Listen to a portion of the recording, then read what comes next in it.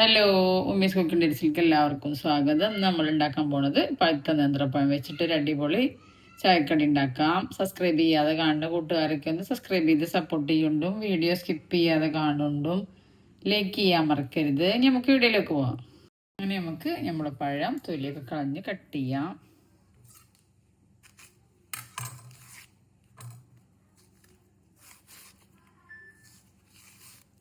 അങ്ങനെ നമ്മൾ പഴം ഇങ്ങനെ റൗണ്ടാക്കിയിട്ട് നമുക്ക് കട്ട് ചെയ്യാം. അങ്ങനെ നമ്മൾ പഴമൊക്കെ കട്ട് ചെയ്തു. നമുക്ക് മിക്സിയുടെ ജാറിലിട്ട് കൊടുക്കാം.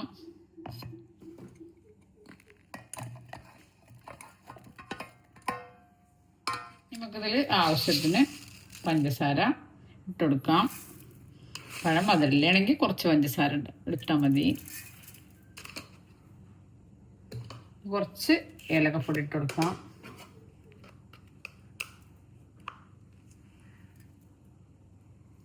നമുക്കിത് വെള്ളമൊന്നും ചേർക്കാതെ മിക്സിയിൽ അടിച്ചെടുക്കാം. അങ്ങനെ നമ്മൾ പഴം മിക്സിയിലൊക്കെ എല്ലാം അടിച്ചെടുത്തു. വെള്ളമൊന്നും ചേർക്കാതെ അടിക്കൊണ്ടു.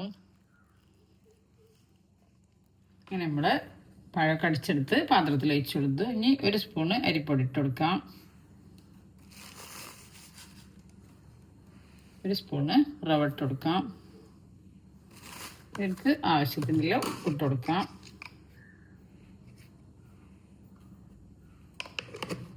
ഇനി ഒരു പിടി തേങ്ങ ഇടാം.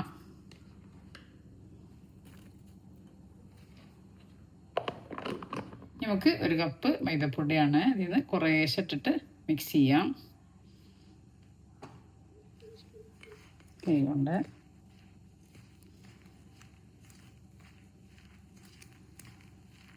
കുറച്ച് ബേക്കിംഗ് സോഡ ഇട്ട് കൊടുക്കാം.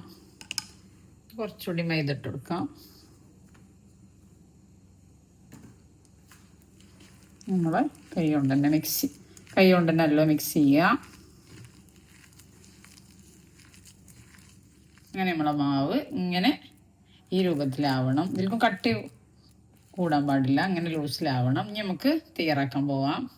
ഓക്കെ, നമ്മളെ പലഹാരം ഉണ്ടാക്കാം. എണ്ണയൊക്കെ ചൂടായി വന്നിട്ടുണ്ട്. കൈമ ആദ്യം കുറച്ച് വെള്ളമാക്കുക. എന്നിട്ട് നമ്മളിങ്ങനെ ഉരുളാക്കുക. ഇങ്ങനെ ഒരു ഹോളിട്ട് കൊടുക്കുക. ഇത് നമുക്ക് തയ്യാറാക്കാം.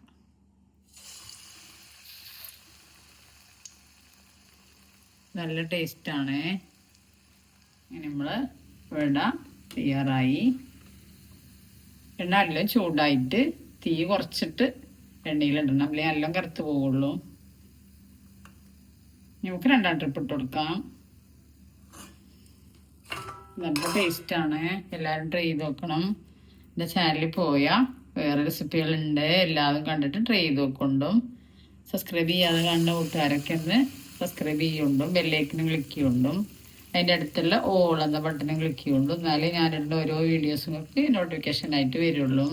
നമുക്ക് കുറച്ചിട്ട് കൊടുക്കാം. നല്ല ടേസ്റ്റാണ് ഇവിടെ. എല്ലാവരും ട്രൈ ചെയ്ത് നോക്കണം. പഴം കൊണ്ടില്ലേ ചായക്ക് നല്ല ടേസ്റ്റാണ്. അങ്ങനെ നമ്മൾ ഇവിടെ നമുക്ക് എണ്ണയിൽ നിന്ന് എടുക്കാം. ഇങ്ങനെ ഓരോന്നായിട്ട് തയ്യാറാക്കിയാൽ മതി. നല്ല ടേസ്റ്റാണ് ചായക്ക്. കുട്ടികൾക്കൊക്കെ നല്ല ഇഷ്ടപ്പെടും.